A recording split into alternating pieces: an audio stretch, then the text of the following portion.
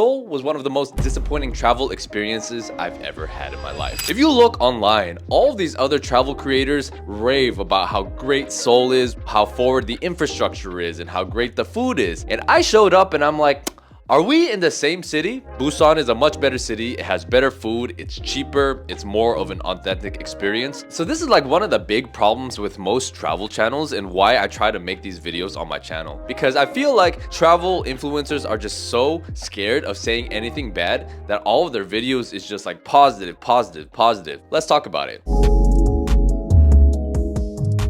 I wasn't a big fan of Seoul's architecture. It reminded me a lot of LA in a lot of ways because everything was so spread out. Seoul has a pretty good metro system that can take you to most places in the city. Because the city is so spread out, if you want to see all these things, you're going to be spending a lot of your time in the metro system. And I found myself walking like 15,000 steps every single day because that's just kind of how the city is. I visited a few tourist spots that they had, but to be honest, I was not that impressed. I wanted to see the palace and the palace happened to be closed that day. I went to go see the famous bookstore, which was kind of cool, but the mall that it was in was like incredibly big, empty, and very soulless. I went to the National Museum. It was beautiful to a certain extent. The architecture was quite nice, but it was just like unnecessarily big. And when I was walking through the exhibits, most of the exhibits, at least in the second floor, were not even Korean. They were like Chinese history.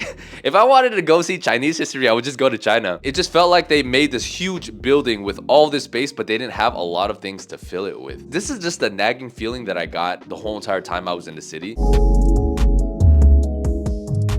Before going to Korea, a lot of people were telling me about this fashion and the shopping, and to be honest, I was not that impressed. They had a couple of local brands that I thought were pretty good. One of the things that I noticed is that everybody looks the same, and a lot of the stores sell the exact same thing, but with a different brand on it. All the sportswear brand all look the same. A lot of the streetwear brands also all look the same. Nobody really is doing anything new or innovative, especially for the prices that they're paying. I find that you can get similar quality gear in Vietnam for like half of the price. I felt like I really had to dig to find a few things that I really liked, as opposed to Japan where it felt like every store had something that I really liked.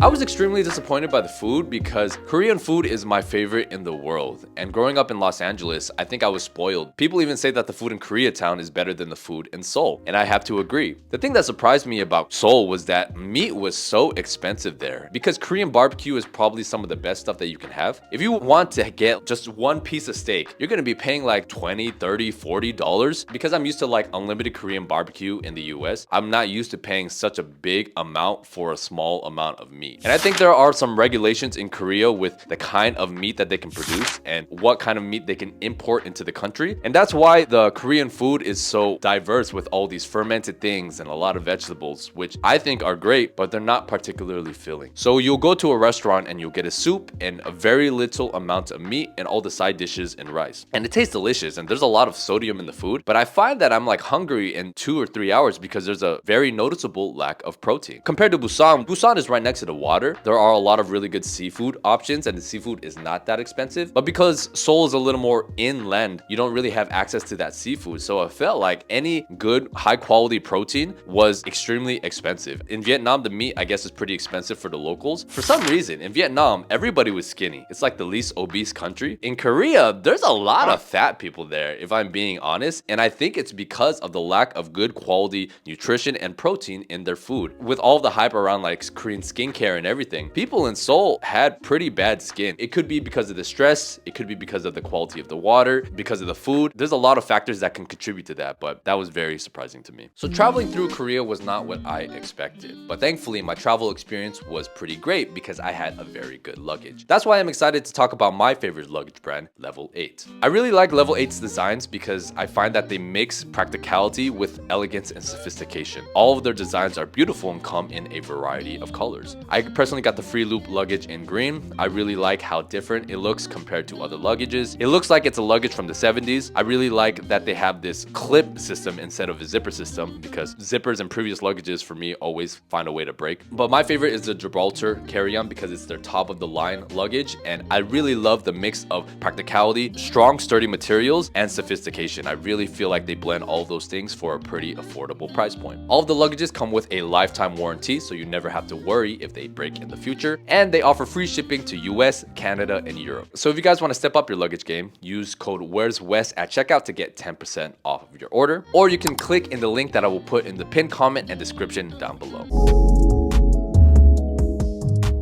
I think that Korea and Vietnam actually have very similar vibes. Interesting thing about the beach cities in Vietnam is that they're run by a lot of Koreans and Russian people. So when you walk around, for example, Da Nang or Nan Trang, there's Korean restaurants everywhere. There's Korean people walking around. So when I went to Busan, it's like kind of a very similar vibe actually. But Vietnam is like half or even a third of the price. And I think it's quite reflective of the value that you're getting. Whereas in Korea, things are almost like Western prices, but I don't feel like I'm receiving that value out of that travel experience.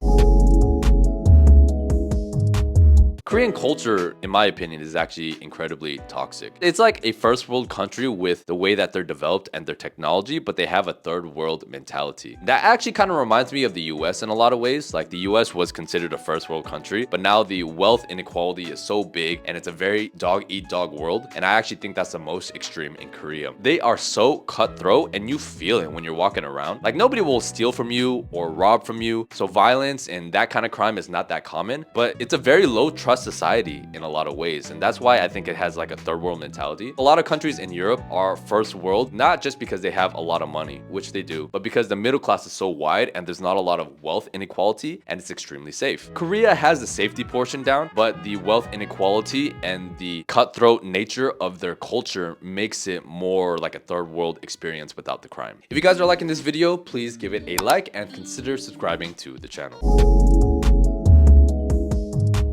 In Seoul, the nightlife is incredibly overrated, man. All of the spots that you would go out in are all separated from each other. If you want to get from one place to another, you can't really walk there. You have to be taking Ubers or metros, public transportation to get everywhere. But because the city is so spread out, you're gonna be in public transportation for like 30-40 minutes just to go to the club area. If you're dark skinned, good luck trying to get into one of these clubs. They have this like dress code, but they enforce it more on foreigners than they do on local people. They also kind of like ageist. A lot of times they will deny you from these clubs, especially if you look old, which I guess I can understand if you want to keep the vibe a certain way. I think the extreme superficial culture of Korea really comes out during this nightclub scene.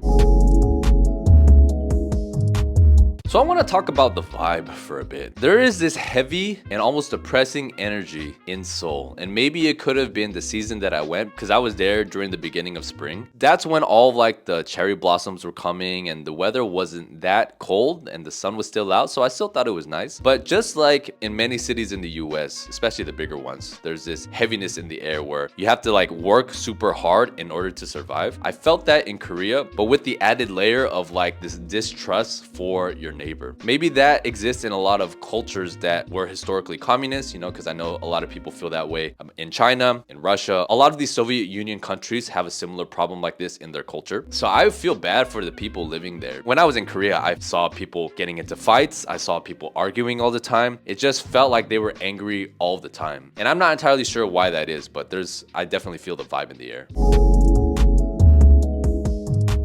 I also wasn't a fan of like the hyper-consumerist culture of Korea. This is something that I really don't like about the US as well. But it seems like in Korea, everybody's always focused on the latest brand or the latest gear or the latest whatever. And it's a lot more about the hype of a brand or a current product than people actually enjoying it for themselves. And there's this like keeping up with the Jones mentality that we also have in America, but that seems to be very prevalent in Korea. Everybody dresses the same. As soon as there's like a fashion trend or a restaurant that maybe goes like popular on TikTok or something, Koreans are just flooding that place because they're just trying to buy into the hype instead of enjoying it because they themselves want to enjoy it. And I'm curious about this because they had so much political instability historically, the Korean War, and then being ruled by different people at different times. I think they were ruled by the Japanese at one point, the Chinese at one point. Now they have a really strong partnership with the US. So I think that they have this weird lack of cultural identity and they're trying to latch on to parts from all these other countries.